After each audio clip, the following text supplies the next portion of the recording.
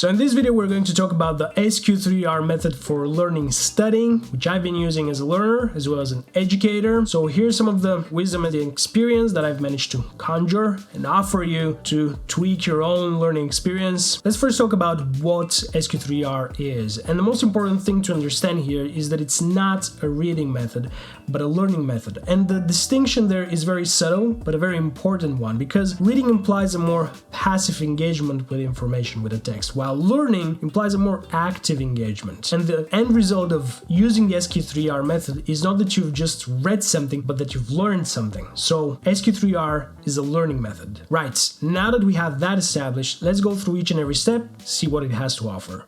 The first step is survey. What does this mean? It means exploring the keyword level information in a text. This means looking in the titles, subtitles, things in bold, in italic. Basically everything that stands out is written somehow differently in the text. And that sounds like a very simple thing to do. However, there's a little bit more to it in order to do it productively. And it all starts with understanding better the reason why you perform a survey. And there are three main reasons for that. The first one is that you want to understand how the text is structured. Second, you want to understand the information that it has to offer. And then third, you want to see if the information that it has to offer aligns with your purpose for reading, for learning. And based on that, even now you can decide that this text may not be worth it if it doesn't align with your purpose, so you can move on to something which is more suitable. And if a portion of it does actually align with your purpose for learning, read only those segments that align with your goal. In doing so, you're minimizing the time that you spend reading, but you're using it to maximize the time that you spend learning. Now, how do you perform a survey productively? You do so in two passes. The first one is to familiarize yourself with the structure of the text and the information that it has to offer. Pro tip here is that you can use the index not only to identify titles and subtitles, but also to check the beginnings and endings of chapters, segments for abstracts and summaries. And then the other thing is to always look for an appendix, because this is where authors usually put the most valuable information stripped off of any oftentimes unnecessary examples and stories. And then in the second pass, you want to see which segments fit your purpose for learning and write down the keywords from those, because these will serve you with what's coming up next. Step 2, questioning. This is all about coming up with questions related to the information that you're learning. And what do you base your questions on? Well, you probably already guessed it. Two things: your goal for reading and the keywords that you've just extracted. Now, how do you come up with questions? Well, a very good starting point for this would be the following meta question/statement. In order to achieve my goal, what are the answers that I need? Now, with that mental lens on, you can look at the keywords that you've extracted and start coming up with questions related to them. And I'll give you an example here. Let's say that you've encountered and extracted the following key concept: experiential learning cycle. Now, if part of our goal is to understand what this concept is, well, the first thing that we can do is to further break it down and understand what experiential learning is. And this may be actually our first question, which is a good one, but a better one would be, what is experiential learning according to the author? And this, depending on our source, may mean a lot of different things, which, especially if you're into academic studies, know that it's very valuable. And once we have that, we can go a level up, bring it all together and ask, what is an experiential learning cycle? Which is, again, a good enough question. That being said, the word cycle implies processes, and processes usually consist of steps. Knowing that, we can actually ask further questions. For example, what are the steps in the experiential learning cycle? How many are there? And if we have the time or the requirement to go even deeper, we can get more creative with our questions. For example, do we always have to follow through each and every step of the cycle? Can we move around different steps in different order? And then, whether the answer is yes or no, especially when I have short answers like these, I can pose additional questions as to why this may be the case. And generally, the depth of my questions will depend on 4 factors. First of all, the time I've allocated for this particular learning session. Second, the goal for it. Third, my overarching plan for studying this subject. And fourth, my previous knowledge of it. And with that, we arrive at the next step, which is reading. Now, there are two things again here. First of all, what do we read? And you're probably already anticipating the answer, so I'm gonna say it to confirm it. We read that which is relevant to our purpose for learning. The second thing is, how do we read that? We read it with the questions that we formulated in our mind. And this is yet again important for two reasons. The first one is something that we know from research, showing that reading with a question in our mind influences the way that we perceive the information we're reading. So in a way, we're priming ourselves to extract and understand that which is relevant to the question in our head. And then the second thing that we want to make sure is that once we identify an answer, we want to write it down below the question we've articulated. And there are different ways to do that, which is something related to the next step in the model.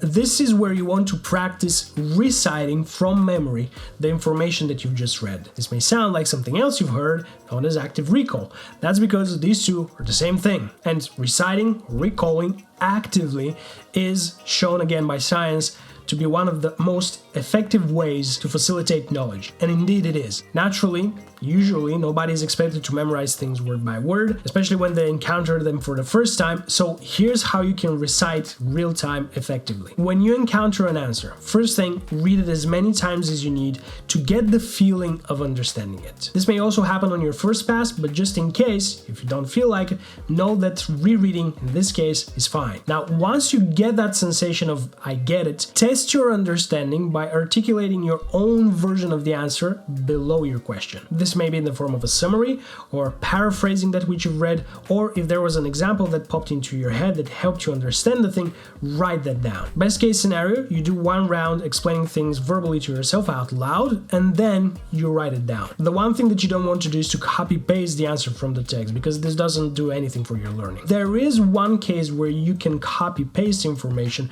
but that's not it. We're going to get to that in a little bit. And the moment that you're done with a set of questions, you're ready to move on to the next step. Reviewing is probably the most complex, not complicated, but complex steps of all, because it operates on a multitude of dimensions, so it has the potential to give you a lot more than you expect. So it's not about just verifying that which you've read, but also verifying that which you've learned and everything else that you've done. So let's unpack all of that. What do you do in a review? Well, the first thing that you can do is to review everything that you've read from all the segments. So as an overarching summary, to write everything down that stuck into your head. Second, you can review the answers that you've generated and compare them to the original information from the text. This is again very valuable because it engages you in the process of error correction, which is again cited as one of the top activities for learning to occur. And this is also the step where you can copy segments from the original text below your own answers of the questions. And you do that because in the future, if you're writing a paper, an essay, or a blog post, you have all of this information readily available for you to use in Cite. Another thing is that you may find out that you couldn't find answers to all of your questions. And that is a good thing because it gives you information. First of all, what you're looking for may be somewhere else in the text. Second, what you're looking for may not be in the text at all, so you may have to look somewhere else. And third, maybe the text gave you some other valuable answers that you didn't formulate questions for. In that case, well, now you have the opportunity to formulate those questions. And this is also more in line with the traditional way of using the method, where you read and based on what you've read, you formulate your questions. And now you can get the best of both worlds. And the final thing about review is that it may be the last step of your current learning session, but it also may be the first step in your next one. Something that you can do is to use the generated questions and answers to create additional learning materials like flashcards, or at least use the questions and go over them without reading the answers up front and practice recalling the information. And this sort of review before a learning session not only facilitates that which you've already learned, but it also helps you gain momentum for the current learning session. And then if the two are somehow connected, it will further enhance that which you've already covered and that which you're about to cover. Right, and now that you have all the steps, here's how you can start using the whole thing. One of the easier, more playful ways to do that is with the help of the Fibonacci sequence. Now, what does the Fibonacci sequence has to do with any of this? Well, I'm glad you asked. Starting from 1, you can set a countdown timer as to how much time each and every step should take you to perform, which means that an hour to an hour and a half from now, you can have your first SQ3R session complete. Give it a go, see what happens, what goes well, what doesn't go well, learn from it, tweak it, go at it again, have fun. And that is all I have for you for this one. Thank you for watching, keep it bright, and I'll see you in the next one.